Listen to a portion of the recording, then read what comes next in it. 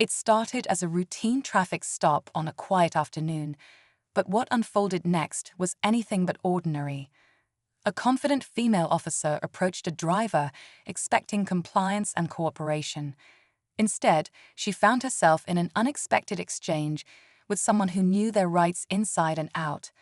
The driver, calm and composed, politely refused to provide ID, citing legal grounds that left the officer visibly flustered. The tension grew as the two stood their ground, one relying on authority, the other on knowledge. Passers-by watched curiously, and the situation quickly became a test of who truly understood the law. The officer's initial confidence began to waver as the driver's firm yet respectful demeanor exposed gaps in her approach. How would this encounter end? Would the officer assert her authority, or would the driver's knowledge of the law prevail? Stick around to see how this fascinating standoff unfolds and discover the lessons hidden in this unexpected showdown.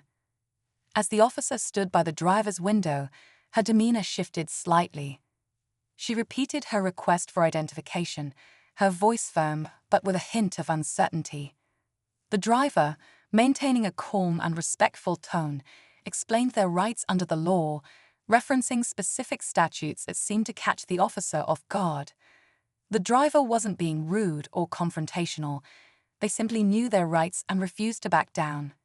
Meanwhile, the officer, clearly not expecting this level of pushback, hesitated.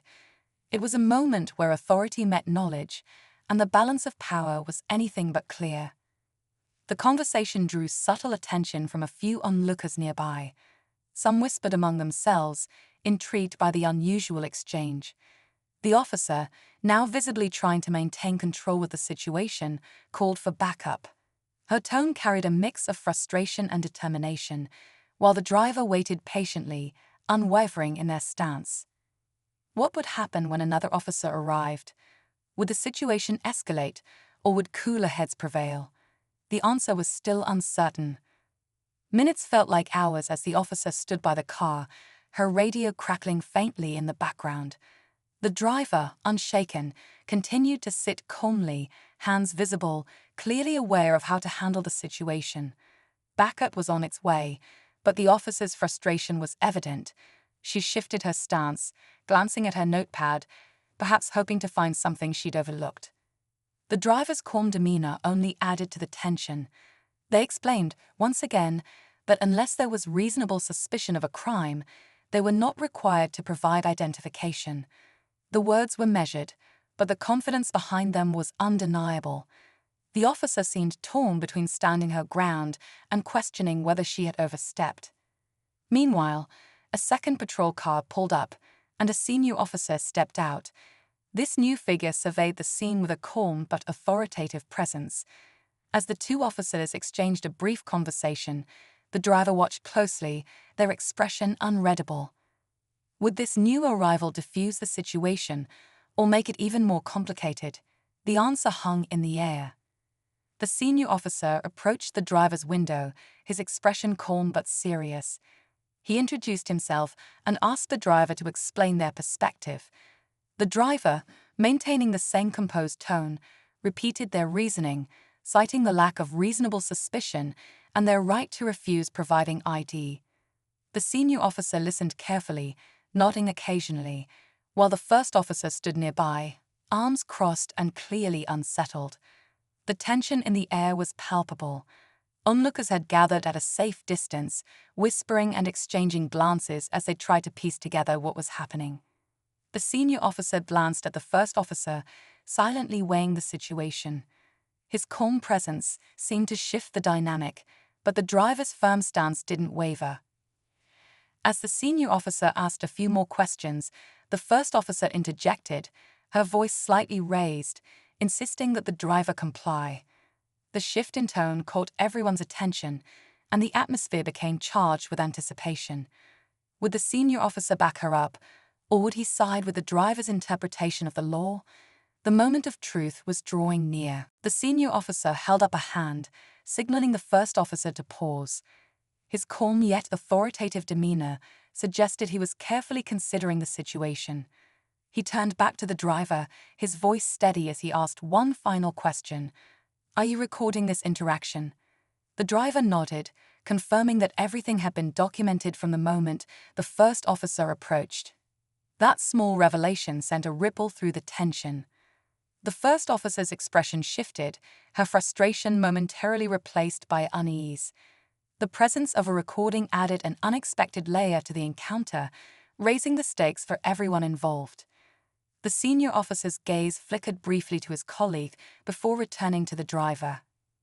It was clear he understood the implications of the situation being on record. Just as it seemed the senior officer might de-escalate the conflict, the first officer stepped forward, her voice sharp. "Recording or not, you're obstructing an investigation," she said, her tone a mix of frustration and desperation. The driver remained calm, but the situation had taken a sudden turn.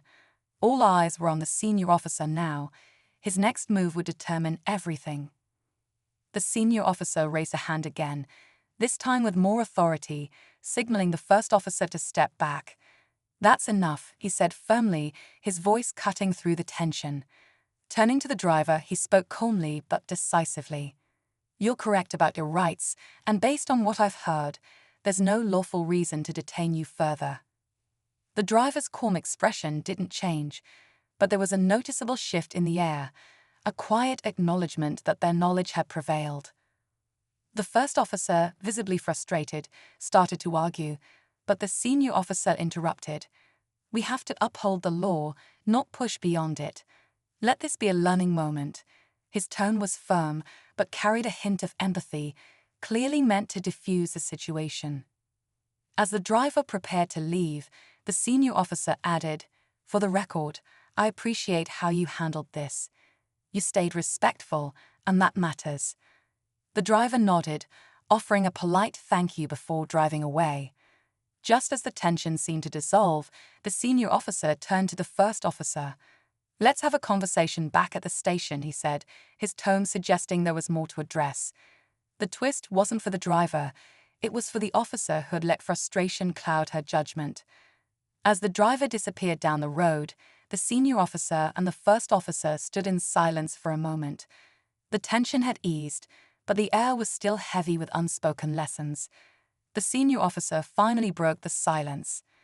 "It's not about winning or losing out here," he said. "It's about doing what's right, and sometimes that means admitting when we're wrong." The first officer looked down, her earlier frustration replaced by reflection. She nodded slightly, understanding that this was a moment for growth. The two returned to their patrol cars, the senior officer leading the way back to the station for a much-needed discussion. For the driver, it was a victory for standing firm and knowing their rights, but it wasn't about proving a point. It was about mutual respect and accountability. The incident served as a reminder to everyone watching. Understanding the law empowers individuals, but remaining respectful in the process can create real change. The day ended quietly, but the lessons lingered long after.